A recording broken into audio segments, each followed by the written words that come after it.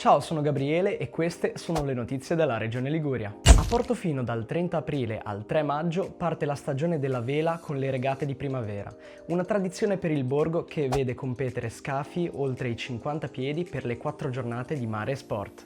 Taggia, capitale dell'olio d'oliva, venerdì 1 e sabato 2 maggio torna Meditaggiasca, Expo Valle Argentina e Armea che porta nelle vie storiche del borgo stand informativi e promozionali, uno spazio riservato alle aziende locali per la vendita dei prodotti e gli show cooking che celebrano l'oliva taggiasca.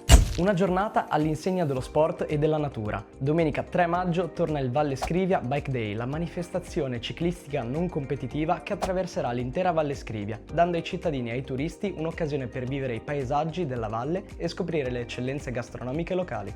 Nel cuore di Sarzana, in piazza Matteotti, il sabato 2 e domenica 3 maggio torna Oisteria, 2 giorni tra ostriche, sapori locali e valorizzazione dell'intera filiera del mare con degustazioni, incontri e momenti di condivisione.